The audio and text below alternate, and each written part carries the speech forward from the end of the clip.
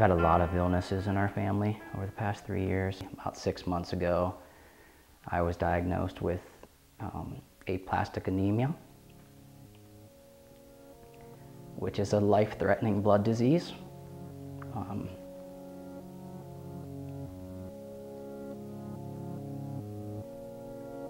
want to talk about turning your world upside down in a matter of a couple of weeks. I actually thought I had hurt my back.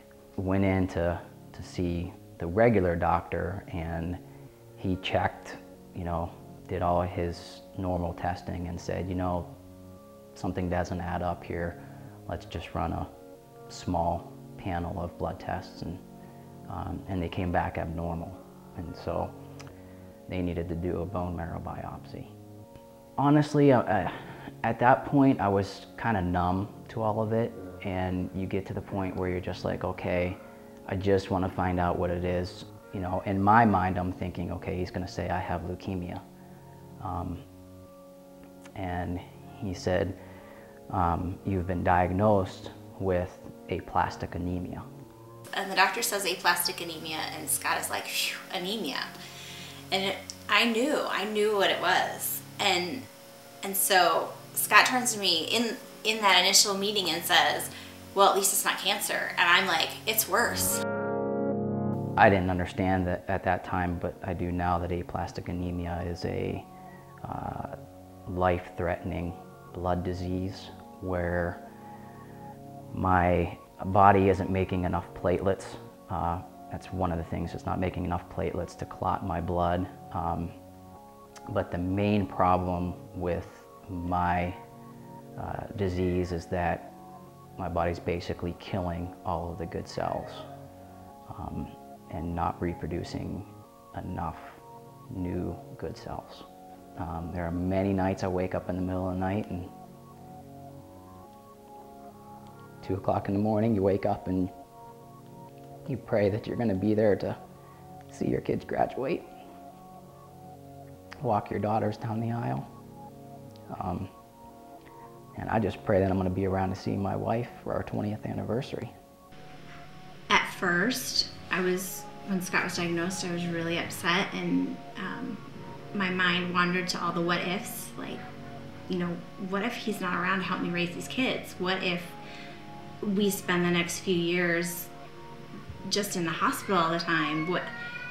Your mind just thinks of all those things. I've always tried to live my life where I value every day and really cherish every day with my kids. But you know what? You do take it to a completely different level when you don't know whether you're going to be here in 6 months.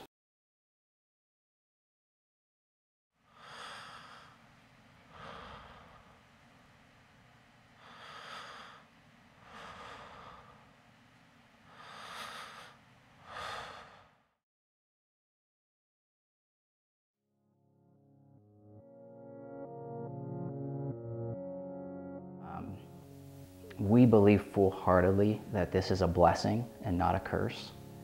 And I know that's very difficult for a lot of people to understand. We've seen it time and time again just in the past 6 months. We've had, both Vicki and I, we've had numerous opportunities to minister to lots of people that are sick, people that would have never been put in our paths had I not had a disease like this. What if that happens? What's gonna change? Nothing's gonna change. God still loves me. God still saved me from myself, and that's all that's important. This is a light and momentary affliction. It doesn't feel that way, but it is. It's a light and momentary affliction. We choose to believe, not that we choose to believe, we know to believe that no matter what, God's in control of all this. There's nothing I can say or do that's going to change His plan. There are definitely feelings involved in it, and the feelings are real. And that's the one thing that Vicki and I always say is, how do you feel? And it's okay to feel that way. It's okay to feel scared. It's okay to feel angry. It's okay to question and ask why, but when it all comes down to the very end, I ask myself, okay, now what do you know? And I know 100% that God's in control of all of it, that He will definitely use this for His glory, and it's all about Him. It's not my story, although it is, but I'm just a minute little part of His story.